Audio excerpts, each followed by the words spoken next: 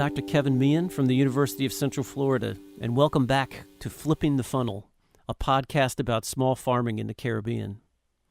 This is episode 2, and we're continuing our conversation with Dr. Leighton Narain, author of a new book on small farm management titled Optimizing the Use of Farm Waste and Non-Farm Waste to Increase Productivity and Food Security, Emerging Research and Opportunities. And that was released in 2019 by the publisher IGI Global. In this episode, Dr. Narain begins by explaining how that book grew out of his real-life experiences owning and operating Plum Tree Farms in the eastern Caribbean island of St. Kitts. He also talks later in the episode about why it's important to base research on both practice and a solid theoretical model. Together, theory and practice help realize the goal of creating a successful, small-scale Caribbean farm that is integrated, diversified, and generates zero waste.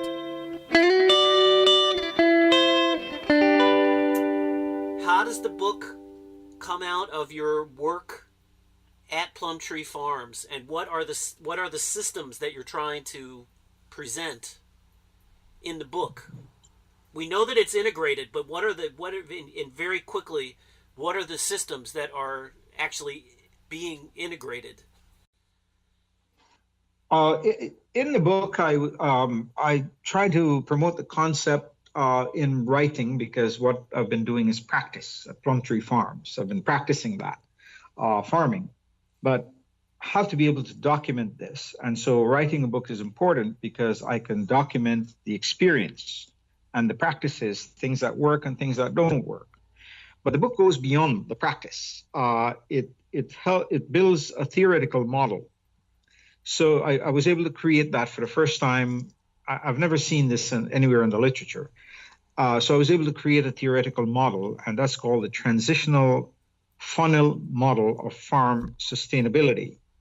And here I'm talking about an individual farm, because you can say that, hey, you can apply this to a number of farms collectively, so that you can get that level of diversification if the individual farms are not sufficiently diversified.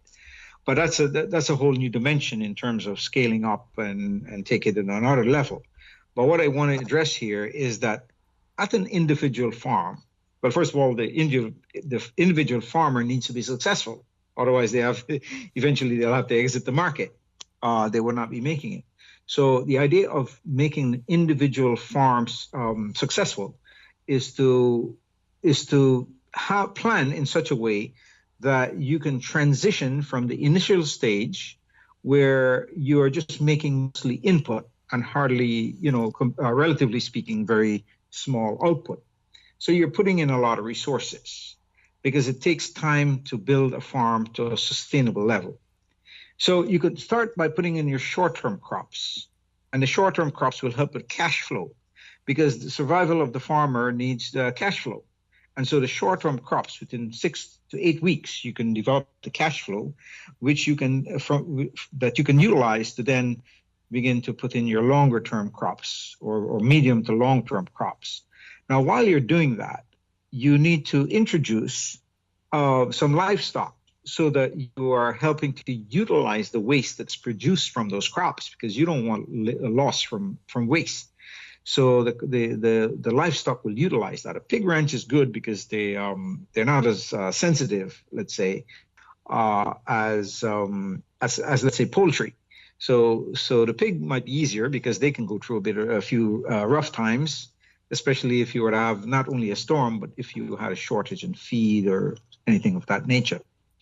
The feed that we import in St. Kitts is relatively high cost, that it makes it almost prohibitive for poultry ranching, and even pig ranching, because farmers are not able to make a profit from that, or be competitive enough to stay in business with those kinds of livestock. So producing your own feed is important. Now, by introducing that in that scenario where you're utilizing waste, will either help to reduce your cost for buying feed by supplementing what comes from the farm. Over time now, there's a time factor involved in this funnel model. This transitional funnel model is that over time, you'll be able to produce more and more feed, so that because your pigs will then, or your poultry will then produce fertilizer for the crops, and you get a higher rate of production. Those can go back into making more and more feed, and so the cycle begins.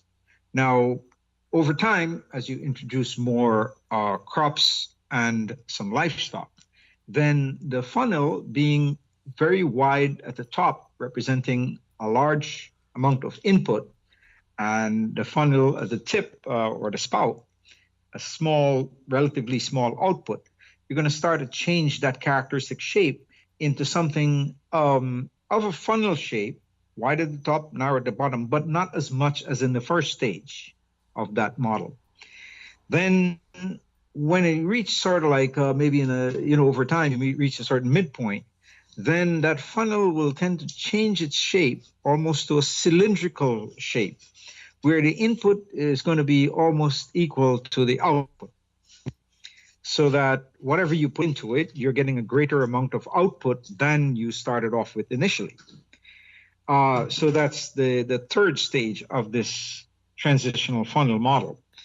When you reach another stage where you'll start to flip the funnel. So now you're starting to see a scenario or a characteristic shape where it's almost as if the spout is at the top, where your input is relatively smaller and you're beginning to realize more output, because now you're more diversified from crops and livestock, and you're getting a relatively larger output. And then in the final stage, you will flip the funnel entirely as if it were in the same shape as the first funnel in the first stage.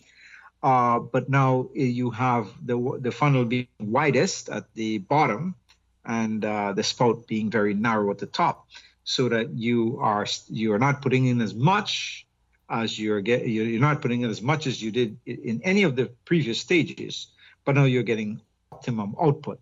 And so that's the transitional funnel. What that does is helps to plan, and it indicates also that there's a time factor because it goes through stages. But at each progressive stage, you will realize a greater benefit coming from the farm by utilizing the waste in that cyclical process. What do you hope people get out of reading your book? I think that there are two things here. One is that it's in actual practice. It's something that is not entirely theoretical. That you can read up on an aspect that works in that scenario, and you can replicate that. You could say, hey, let me practice some crop farming to a certain point. But then there's an opportunity for composting, and the book addresses composting.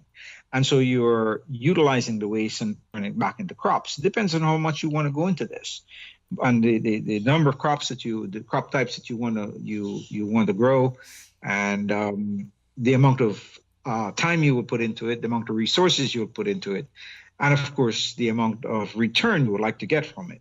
But as you get deeper into this concept, you will need to diversify to crops, and in practice that is what is happening. So a person can look at that, the experience, the success, and the challenges. They can look at that and say, hey, I want to replicate that because this is something that works. This is a practice that works, and you can replicate that. So the book will help a person to replicate those practices.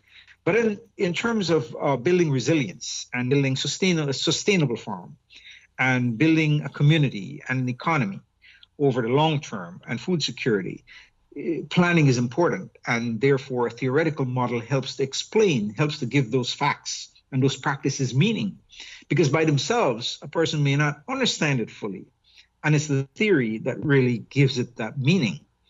Because sometimes we do things and we don't know why we do them. And we get results, but we don't understand what results we're getting and why we're getting those results, whether it's a good result or bad result or, satisfactory.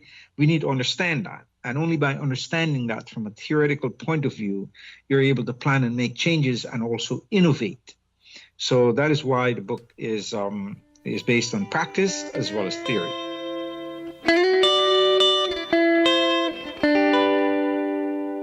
You've been listening to Dr. Leighton Narain talk about his concept of flipping the funnel to get the most out of small-scale farming for local consumption in the Caribbean.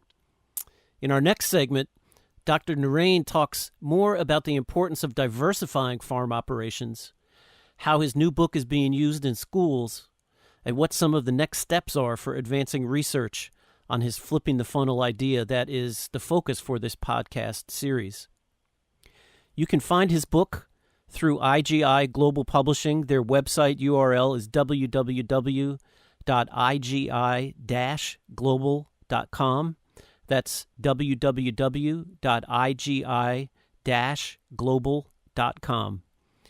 You can also go to Dr. Narain's author page on Facebook. It's called Flipping the Funnel for Farm Sustainability. There you can find more information, including a chart illustrating the different phases in flipping the funnel, and you can check out photos of Plum Tree Farms in beautiful St. Kitts. For now, I'm Dr. Kevin Meehan from the University of Central Florida, saying thanks for listening, and please tune in again to another episode of the Flipping the Funnel podcast.